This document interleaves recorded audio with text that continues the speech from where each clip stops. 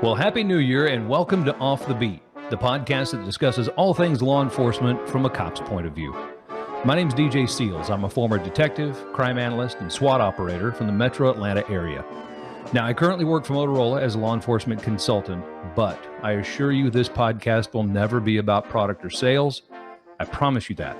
I came up with this idea because I wanted to have a place where we could have a conversation about current police issues without you, my listener, well, feeling like we're in the sales pitch. We get enough of those anyway, don't we? I wouldn't listen to that, and I'm quite sure you wouldn't either. So let's take a look at today's topic. I have my first interview. You know, as I've said the whole first year we did this, I wanted this to be conversational. I wanted this to be controlled, not one-sided, but I wanted to make sure that we got our point of view across and listen to other points of view as well. And I was introduced to Chief John Bruegger, and he's chief of Pasadena, Texas. And I read a good bit about what he's doing out there, and it really struck a chord with me. You know, what we're going to be talking about today, bond and bail. If you've worn a badge for more than a month, maybe even a week, depending on where you are, we've seen people that we've put in jail. And before we even get the report done, they're out on a recognizance. They're out on something else. And you know, sometimes, okay, you got a dime bag on the guy. I get it. But we've put people in jail that have done violent crimes that have gotten out on this. And I read a good bit from the chief. And he and I seem quite aligned with what's going on here. And he's got a particular story and a project he's working on, and I wanted to have him come on. Let me tell you a little bit about him. He was appointed the police chief in 2019 of Pasadena, Texas. He's been in multiple positions, detectives division, where he supervised crimes against persons and property squads and domestic violence. He graduated from Sam Houston University, and more importantly to me, Chief, he's the 240th session of the FBI National Academy. So I'm glad to have you on, Chief. Welcome to the podcast. Thanks for having me. I'm excited to be here. Now, Chief, you and I had a little conversation a week or so ago, setting this up and just kind of breaking bread with each other. And you had told me a story that kind of got this going with you. You know, I think I told you back when we were talking, I've said this on the podcast before, that I have this thing called my injustice bone, where I just can't stand seeing somebody done wrong. And I could feel that in you as well. Why don't you give us a background on what happened out there that got you fired up about this topic? So really, there were two big events that happened. And the first one, I had been the chief probably a week, 2 weeks, and I had cops that were at my door upset. And when I asked them what was wrong, what I found was we had a individual who committed 2 armed robberies here in Pasadena, and he had worn a mask, and they were of pharmacies. And so he got away after the first 2, and they were about 20 minutes apart on the same day. And one of them, he actually shot at a witness and his child who were attempting to follow him. And so fast forward about 10, 11 days later, the same person committed 2 armed robberies here back to back.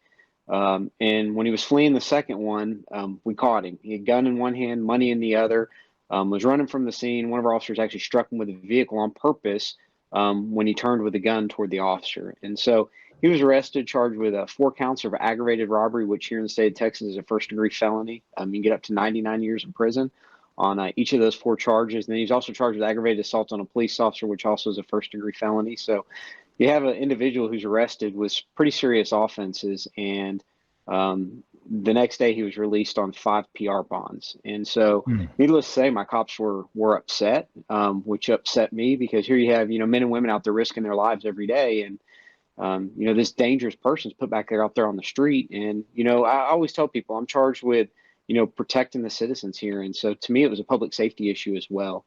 And so being a new chief, I knew I had to stand up for, the men and women that put the uniform on every day. And so I spoke out. And, I didn't know a whole lot about, bail bonds and bail. I knew what it was, but And unfortunately, I guess I was ignorant to the fact of all the change that was, really happening behind the scenes. And so that was my first introduction Hmm. to it. And, I spoke out, went to social media and got a lot of traction, uh, more than I really thought. And really, I'll tell you, the reason I originally did it was to support the men and women here. And fast forward about 6 months later in the summer, and it was a Saturday evening. I remember where I was at. I was going out to dinner with my wife, and I got a call from our violent crime sergeant. And he said, "Chief, are you sitting down?" And I said, "That's never good." I said, "What's up?"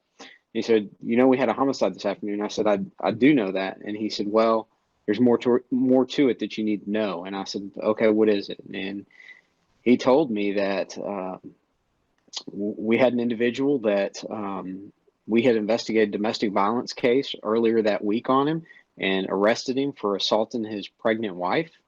And turns out he had already gotten two PR bonds for a driving while intoxicated, his second offense, and failed to stop at the scene of an accident about 6 months, or 6 weeks prior. And so here he is out on those two PR bonds already. We arrest him for assault family member. He also had killed the family cat. And so we arrested him. He actually got another PR bond and got out of jail. So here he is out on three PR bonds. He goes back over to the apartment and brutally stabs his pregnant wife and kills her and their unborn child, and then calls 911 and says he killed her. And so, that was it was tragic, and I felt like that was one of those things that, to a large extent, could have been prevented. Sure. I'm not saying he might not have still done it, but I do think that the system failed Caitlin Guajardo, which is the victim in that case, and that really was the catalyst for me getting more involved and speaking out and trying to make some changes so this doesn't happen again. Now, I understand that there's a push for a specific law to prevent or change the background from this happening again, called Caitlin's Law. Is that right? That's correct. What does Caitlin's Law say if it were to be passed? Essentially, it's the repeated PR bonds Hmm. is the start right now. Right now we've got some actually bipartisan support on some of this because I obviously, as a police chief, I'm out in the community quite a bit and do a lot of speaking. And, we have a very diverse community here. And, I hear folks from, all walks, rich, poor, black, white, Hispanic. And there seems to be outrage about, what's going on. And, the first thing I always, want to tell people is I'm not against reform. I'm not against change, but it's got to be thoughtful change. Sure. And I always like to put that out front. Like I'm not just stuck in my ways, that we do need change, but it's got to be thoughtful change. And so I think Caitlin's Law is one of those things that's a little bit more thoughtful that, like you said, when you opened up, the small amount of, marijuana, for example. Look, I am not opposed to, a PR bond in most circumstances on that, a misdemeanor petty theft type offense. I'm Hmm. not, opposed to that. But when we start talking about violent crimes, that's where that's where I think we need to draw the line and really start, taking a closer look at this because just turning people out, Yeah. is not the answer. Yeah. Clearly not. Now, for folks who are listening to us, and we have so many that are not law enforcement, help us out here. What are the what are the parameters around the choice, whether or not it's a PR bond or you're staying the night in jail or it's a $500,000 bond? Do you know in the state of Texas what parameters does a judge take into effect to decide that, or is it up to the judge's discretion? To a large extent, it is up to the judge's discretion. Now, there's case law that, the danger they present to the community, Hmm. past behavior, flight risk, all of those are, things that the judge can take into account. But, to a large extent, there's a lot of discretion that's there. And we actually, there was a federal lawsuit that was filed here, and it really started on the misdemeanor side of things. And I am sympathetic to, the cause on some of those because you had people languishing in jail for months and months and months on, driving with a suspended license, things like All right. that. And look, they should not be sitting in jail for 6 or 7 months. I'll be the first to tell you that. And so, um, out of that, there was a federal lawsuit, which then came to an agreement on a settlement. And the settlement part of it is essentially, and I'm being pretty broad here, is, most misdemeanor offenses, you are presumed to be eligible for a PR bond. There are very few that, are carved out, that are not. And those circumstances are, if you're already out on a PR bond, if you're on probation, assault family member, second driving while intoxicated, all those are not eligible. But then the last caveat says, or up to the discretion of the judge. And so, we're seeing that. And, I'll tell you, when I started really digging into this, the thing that I think that worries me, I think that people are maybe missing, not completely understanding is, and this is the county's data. This is not, Chief Josh Bruegger's data, is when we had a cash bail system and there weren't PR bonds, at least not to the extent that they are now, there was only 8% of the people that were not showing back up for their court dates.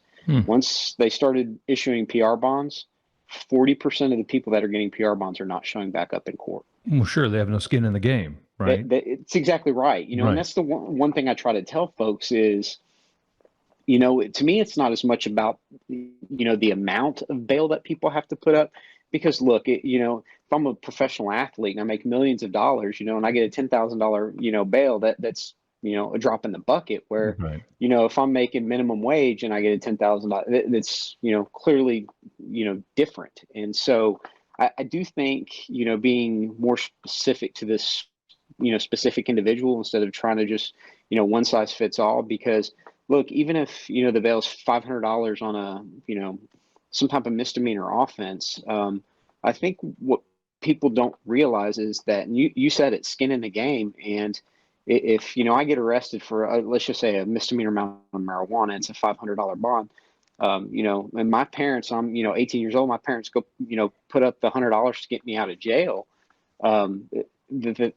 The thing is, now my parents have skin in the game. So there's an extra set of eyes that are going to help make sure that I get back to court. Whereas if I'm just signing my name and walking out the door, there is no skin in the game. And so I think, people are overlooking that, what we're losing with the PR bond on that side of it. Yeah. And just to back up a little bit for our listeners, just so you understand, I hear this confused a lot of times with civilians is, bond is not pay this and the case is over. What this is basically, here's what you pay or sign, or in our state, we actually have property bonds. Don't know if they do that in Texas. You can put up property to get people out. Is basically, it's a promise that you will come back to court. It is something that says $10,000, you get out, but you'll come back to get that $10,000 back. You see, I always know when I travel around when I'm near a jail, because you're surrounded by bondsmen, right? There's just posters everywhere, billboards everywhere, and I know really quick I'm near a jail somewhere, and they make their money by putting that up and charging a little extra, and then they get paid when you come back. But you see these TV shows with these guys that are hired to go get bail jumpers, right? And what they're doing is they got to come back, because that bondsman put up that money. And if they don't come back, then that bondsman is out some cash, right? And so that's why it's extremely important in most cases to have that skin in the game. And a lot of people don't understand that. So I wanted to make sure that we did. Now, let me ask you a couple of questions here. We talked earlier, we've got listeners all over the world, and some either don't understand because they've not been in the world. That's fine. And some, frankly, might not believe or think the way you and I think when it comes to law enforcement. And that's great. I love them being here so we can have this dialogue. So let me ask a couple of questions they may be thinking right now. One of those is, Chief, what do you say to the fact that all the stats say that the United States houses more criminals, per capita than any other country, minus maybe some South American countries we won't talk about. but for any a non-third world country in the world, and the jails are full. So what if they can't pay? We put them in jail, but now the jails are overcrowded, and that just adds to the situation. And why not a PR bond, which, by the way, folks, is also called a signature bond, which is just basically you sign a piece of paper says, I promise I'll come back. What do you say to that when they say it's full? It's full. Everybody, no problem with these PR bonds. And hey, it's not the judge's fault. He didn't know. What do you say to that? So I think the biggest thing is, really focusing on violent crime, because that's the danger when we have, people out on, multiple PR bonds or even very low bonds on the violent offense. And I'll tell you, here in Harris County, one of the largest counties in the country, last year we have 51 homicides committed by folks that are either out on multiple bonds for felony offenses already or PR bonds. And so that's 51 homicides that are being committed. And so I understand that the jails are full. I mean, here in Harris County, it is no different. And I think this is where we have to be smarter and, making sure we are jailing the right people. And again, it's not one size fits all. And, it does, it's going to take a little bit longer. And, that was one of the problems here, at least in Harris County, is it was a one size fits all that, first offense, they had a scale that they were using or a schedule. And, okay, homicide, no previous, convictions. It was a certain amount. If you had, and so it really was a schedule. And so I think it does need to be, more individualized and more tailored to, to the individual. Because like I said, we're all in different circumstances. You and I can make a different, bond probably than, a homeless person that, doesn't have the resources. But, just turning, violent folks back out there is not the answer. And, the one thing that the argument I get lots of times is, when you're arrested, you're innocent until proven guilty. And I 110% agree with that. But, we still have to there still has to be an assessment of the risk potential risk that you pose to the community. And there is no perfect system, but we do have to protect, it seems to me the victims to a large extent have been forgotten about in some of this bail reform. Yeah, no, I agree. And, the next question I was going to ask you was, what about innocent until proven guilty? But you covered that, very well. I work in Harris County quite often, and so I know exactly what you're talking about. And, I remember having a conversation with an agency not long ago, and, we were talking about, pushback on police. It's our fault. It's our fault. It's our fault. And what I said was, if you look at the stats, most of police activity nowadays, especially with, 911 being so easy, text to 911, all of this is in response, not in proactivity. Although we'd like to be more proactive, the great part of it is in response. And so what I've said is, there seems to be this thought in the public's mind that everybody who's arrested, everybody who is chased or something like that, it's because the officer has decided upon themselves, And I said, police officers aren't the executive branch nor the judicial branch. We're the enforcement branch of the laws that are out there. And if we get called somewhere and there's obviously been a fight and somebody's laying on the ground and the other guy is standing there, maybe he ran, we are enforcing the apparent break of the law. And at the end of the day, nobody forced that person to create that crime. They chose their path, and therefore they must follow the judicial path once we take them there. And that takes me to another question. And I don't think we covered this in our other conversation, but I see this a lot where even things that happen anywhere in the judicial process are typically blamed on the police. And I don't know if you got any pushback from this guy getting out and killing somebody. How could the police let this happen? And you can cover that here in a minute. But if you did or if you didn't, talk more about the fact that once we've completed our piece, right, and handed that over to the courts, that's the court's decision to do. Now, when that person gets back out, obviously we are policing that person as we are the rest of them. But we can only go so far before it is in the court's hands, and that decision is theirs. Talk more about that. So, I think the police, for whatever reason, have become the whipping post, I guess, to a large extent. And it's gotten worse. And some of that's, but quite frankly, we haven't helped ourselves to a large extent in that. But, True. that's where, education, and I think that's the frustrating part is, I'll tell you, even on the bail decision or, bonds and bails is, I have police chiefs, and surrounding agencies that don't understand it. A lot of my cops don't understand it. They want to point the finger at the district attorney's office, and I tell them, okay, you can be mad at them for a lot of things, but this isn't one of them. I mean, this is a decision that the judiciary is making, and I'll tell you, at least here in Texas, our criminal court judges are elected. They're partisan elections, Right. and so are ours. Yeah. it's difficult at times, to educate yourself on, where a judge is, what their position is on something. And so, I think a lot of this just happens without, you realizing it's happening. And I'll be the first to tell you, this bail reform here, this push in Harris County, initially, until it impacted me, I was oblivious to it. I was like, oh, that's a bail thing. That's,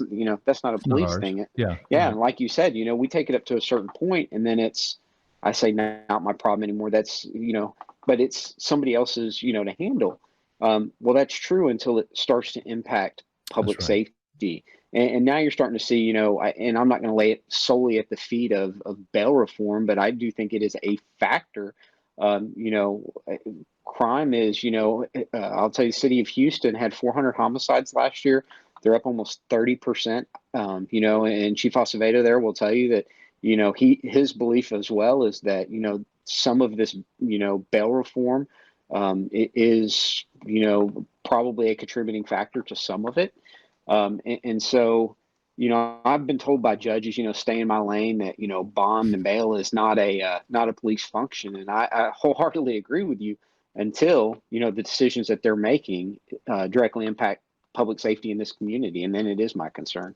Yeah, no, I agree 100%. I equate it a lot to the ripples in the pond. Mm-hmm. We didn't throw the rock, right? But as the ripples move out, they move, they extend out, and eventually will come back around many times to us. I mean, I don't know how it works in Texas, but here in Georgia, if you, as a detective, as I was, put somebody in prison, as they were about to get released, you would get notified. Mm-hmm. And the reason being is because, unfortunately, sometimes historically, those people would be out, they would be mad, and they would try to come find you. Right. And that happened to the point where we would be, notified. And, you think about that and you go, well, why would I need to be? I mean, surely the justice system has reformed these individuals to the point where they're going to come find me and shake my hand, and I'll be honest with you, Chief, I've had 2 or 3 do that. Yeah. Which kind of freaked you out for a minute because you're thinking, oh, here we go, but then that's great. But at the same time, it is a ripple effect. Anybody that is put in jail, most people that are put in jail, some do not come out, but for the vast majority, most that do will return to society. Mm-hmm. Right. And it's funny because I was just having a conversation with, I got a call from New York parole, because a person that I put in prison for a very, very, very bad crime had gotten out and was wanting to move to New York. And I got this call here in my home on my cell phone, because they called the police department first and they said, let us know more about him, because we have a thing in New York where if a convicted felon of that kind of severity wants to move to New York, we do a full background investigation on the case and speak to all the prosecuting officials that we can to decide whether or not we're going to let him in. Right. Now, 2 things. The first thing I thought was, New York does that? I'm a little surprised too. Right. And then the second thing I thought was, that's a good idea. Yeah. Right. And they weren't unduly, persecuting this individual. All they were doing was making sure that the people that they allow to move into New York with serious felony convictions, okay, are not a threat anymore, or at least a minimal threat anymore to the public of New York. Mm-hmm. And, after you and I spoke, the other day. It wasn't but 24 hours I was on another plane, and I was thinking about that correlation a lot. Where if New York City does that kind of due diligence just to make sure that the citizenry we safe as they can from people moving in, but if we after right, if we flip it, we've got violent criminals, and folks, many times these folks have a history of violence, if not a conviction of violence before. Where is the due diligence on the front end? And Chief, I think I told you this story when we talked before. I worked a homicide once. Guy shot a woman for literally telling him his gun wasn't going to work. She laughed at him for having a gun. He shot her dead. And we went out there. He was living in federal housing, project housing. So he was living on the federal grant for that. But he was actually out on parole for a previous murder. And I thought, what? Two things. One, we didn't know that as a police. We didn't know this guy was living here. Number two, guess what? Federal housing hadn't checked that they had a convicted murderer living in federal housing, which, by the way, you can't do, folks. I mean, if you're living, and it's so funny because people go, oh, well, that must be crazy over there. No, actually, it's not, because most people realize that if you mess up in that kind of housing, that you're out. Right? So it's usually the greatest community. I mean, it's good. But here's this guy, didn't even know, comes up and shoots a lady brought him lunch, laughed at his gun, kills her. And we were shocked, just as you were, when we just went, what? How does that happen? Bail, bond, probation, parole, the reforms in these, I don't think you and I have an answer to either one of these, a true, good, solid answer for everybody. But I think what we're trying to do is raise the flag and awareness for people who don't know. I mean, certainly if law enforcement officials don't completely understand it, we can't assume the citizenry does, right? But if they do, then we can raise that flag and say, look, something needs to be different here. So I'll go for that to ask you this. Whether it's Caitlin's law, whether it's their own state, because obviously that's Caitlin's law, in Texas, but it's their own state, it's their own country, perhaps, because we have listeners literally all over the world. Like I said, what can people do, Chief, to one, be more aware of what's going on, aware of the laws, and two, if they don't agree, if it's obviously broken, what can they do peacefully, obviously, to help this change? Yeah, it's a good question, and should be an easy answer, but it's not. Because the biggest thing, is educating yourself and finding, resources that are objective, that are, more scholarly, and not, a slant this way or that way. And, unfortunately, I always tell people I try to leave politics out of this, because this is not a left issue, a right issue, No. an R or D. This is a public safety issue. And again, it doesn't matter where you live in this country or any country. You want to be safe in the community that you live in. And so, first is, educating yourself on, what's going on and getting all the facts. I'm one of those, I don't like to reinvent the wheel. I just told, head of another agency that's new in his position this morning, and I said, I don't like to reinvent ideas. I'll just borrow other people's. And, I agree. I say that because, especially with this, let's look at other places. New Mexico's implemented this, Alaska, New Jersey, New York. And so that's just one of those things that, look at the successes. I'm not going to say this is a complete failure, because I do think there are some, some successes and some good things that have come out of it. But, look at other places and see what's happening. And then the other is, get involved. And when I say get involved, a lot of this is, change through elections. Your vote does matter. And, making sure that you're educated and understand the issues. And I'll tell you this real quick, and it just goes to show that I don't like to say ignorance, because I'll just say oblivious. How about that? Is, shortly after all this happened, I was at a homeowners meeting, and we're pretty tight knit community, and so some of the citizens had seen, on the news or on social media, my anger and all of this, and they were like, Chief, what do we do to change this? What do we do about these judges? And we had just had elections 2 months before all this happened, and so I was trying to politely say, you guys just, we just elected these judges, and so understand how the process works, because that's a lot of it is people not understanding, and so going to podcasts, I always tell people, don't just listen to me, go listen to other people and form your own opinion, because there's a lot of information out there, and it's almost overwhelming sometimes, the amount of information that can be at your fingertips. Yeah, and I'll say one more quick story, and then we're going to go into some crazy stories from from criminals, and I want you to stick around for that. But the other one was, and I meant to tell you this the other day, and so listeners just understand that Chief and I are having a conversation here for a moment. But I worked a case on, unfortunately, a child sexual abuse case. Horrible cases. I was doing that for a while. We got this guy, right? Well, I mean, we got this guy. Sent the victim to our state. They did the forensic examination, not physical, but there's a forensic examination where they ask questions and they watch mannerisms. Had the testimony from the state, absolutely 100%.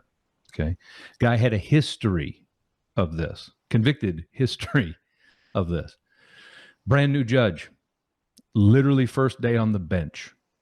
Okay, we present it.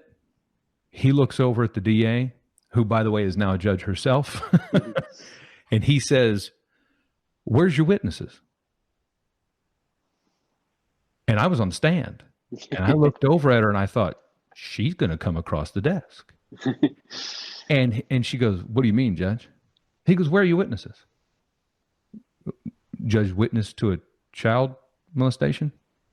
Yeah, where are they?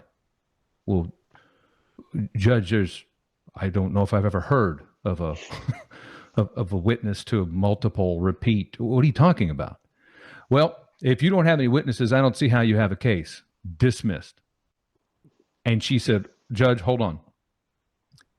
I'll go with that if." And it's funny because the lead DA was behind her, because she was kind of new in her position too, and I thought she was about to grab her, but she goes, "Judge, I'll do this. If this man is ever arrested for this again, we can bring this one up."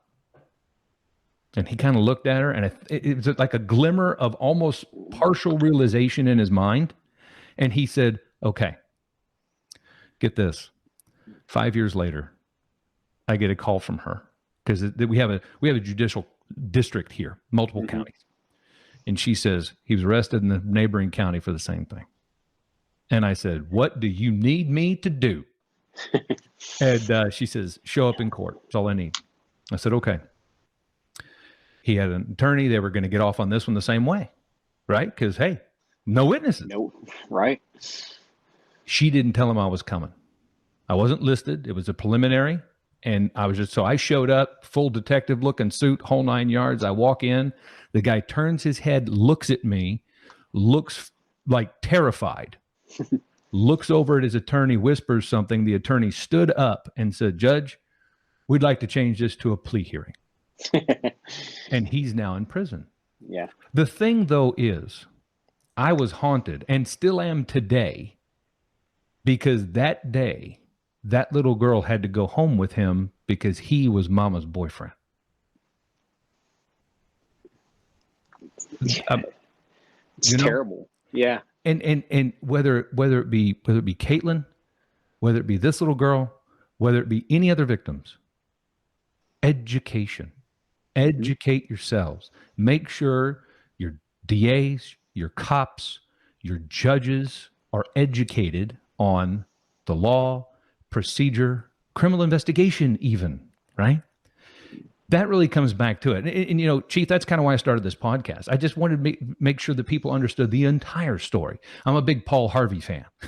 The rest of the story. The rest of the story, right? Yeah. But Chief, look, I think we hit it off when we talked the other week. I told my wife, I said, this is my kind of guy, and I really, really appreciate you being on and taking the time. And for those of you, you can't see, this is obviously a podcast, but we're doing this over a Hangout, and I can actually see the chief sitting at his desk. He's taking time out of his day for this. I do truly appreciate this. And would you do me a favor? Please keep me abreast of Caitlin's law and how that's moving. Absolutely. Because I would like to keep my listeners updated. And frankly, if this passes, we'll just say when this passes. Let's call it that. Yeah. When this passes, I'd like to have you back on. And maybe we can talk about what you thought helped it get through for others who might be in your position listening to me right now, or might be a DA listening to me right now. I mean, one of my friends is a state superior court judge, and she's listening, probably listening right now, right? And maybe she's struggling over this. Maybe they're looking. Don't reinvent the wheel, like you say. Learn from others. So keep us informed on this, please. Stick around. Want to see what you think about these crazy but true police blotter stories. All right. We're going to start in Scranton, Pennsylvania. Why? Because I like the show The Office. That's an inside joke for those of you who've seen The Office. If you haven't, get on it. Justin Thompson, 29-year-old man on the run from the law in Scranton, Pennsylvania. Warrant for his arrest for aggravated assault and harassment charges stemming from an incident last September. Officers showed up to search his girlfriend's house. He's not there. He's not there, officers. No, he's not. I haven't seen him, officers. Officers started to hear something. Come to find out, Thompson hid in an attic crawl space, but he didn't do the math on whether it would support his weight. So about the time the officers got to the kitchen, he fell through the ceiling of the kitchen onto the floor. Officers arrested him quite quickly. Now, here's the worst for the man. They took out charges of endangering children because the table he landed on, there were children sitting there eating their breakfast. So why not just a few extra, right? Ridgecrest, California. A man attempted to rob a home by sneaking through the chimney. Yeah, you see where this is going. The move is called a reverse Santa. Keith Schultz climbed into the chimney, but that's as far as he got because he misjudged its width. See, we got two guys here who are not good with math, right? Desperate for help, his female partner in crime allegedly tried to break into the house to help him, which police believe triggered the home's burglar alarm. And she then called the police for help. Oh, this is nice, right? I mean, okay, they're going to catch him. No. You see, she called 911, and then she hightailed it. Just left him in the chimney. Meanwhile, firefighters got Schultz free from the chimney. He was taken into custody, where he, you got it, Chief, posed for a mugshot covered in soot. Police in Delaware say the owner of a pizza shop, I love this one, owner of a pizza shop foiled a robbery by throwing pizzas at the intruder.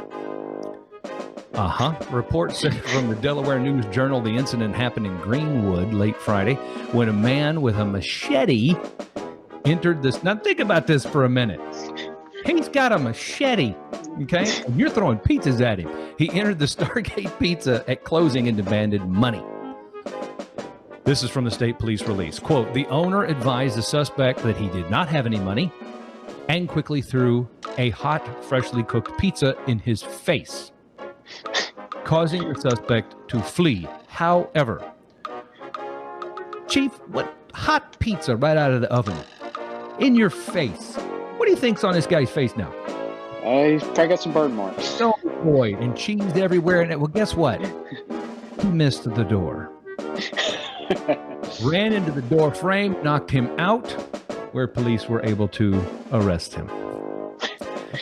And the last one today, we're going to go to New South Wales.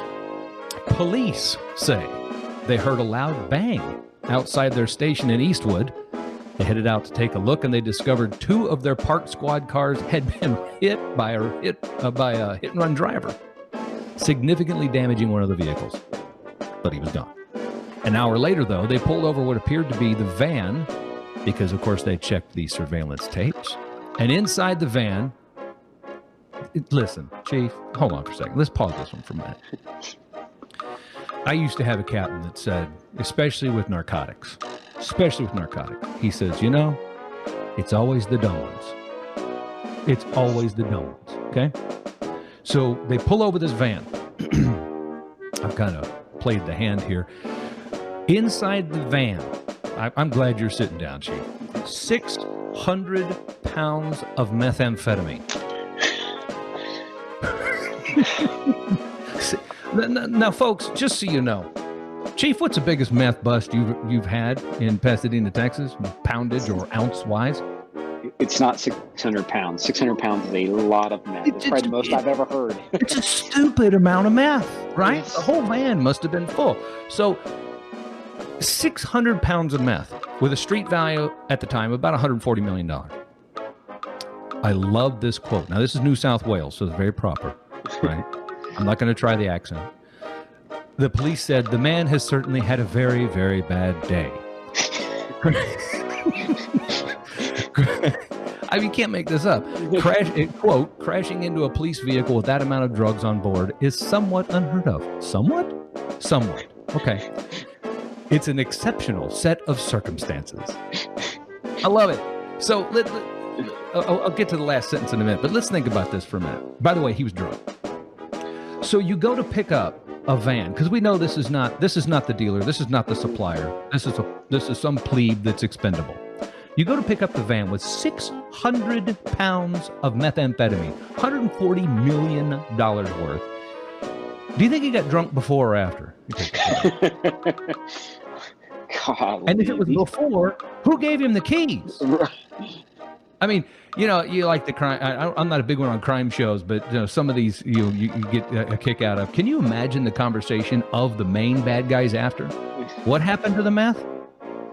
He was drunk. Okay, yeah. You know our driver? Yeah, you know, he's got an issue with alcohol. And he hit a couple of police cars. Did he get away? Wait, then. I mean, really? God bless him that someone anyway, make it so easy. I'm telling you, right? Fish in a barrel. He's said to be in his mid-20s. He was arrested and charged with trafficking, narcotics, negligent driving. I love that. And you ready? Improper turn signal. That's the least of his problems. That's the problem. Chief, again, thank you so much. I'm going to close it out here in just a minute, but before I do, this was very interesting. This week we got an email. My producer got an email, sent it to me. I was in Louisiana, just got back last night, and apparently, believe it or not, we are the top 40 podcast in Australia. Right. I don't know anybody in Australia, but for those who are obviously listening, and a lot in Australia, thank you. Tell others. Listen, folks, as we go along this journey together, I may say some things you don't agree with, or maybe you do, or you have a topic, or frankly, you have an idea for somebody I could potentially interview. Let me know. You know, maybe you have a funny police story you'd like to share it with me. Email me at offthebeat@motorolasolutions.com to give me your thoughts and ideas. Always check out my Twitter page at DJ_offthebeat. Until next time, stay diligent, stay educated, and stay safe.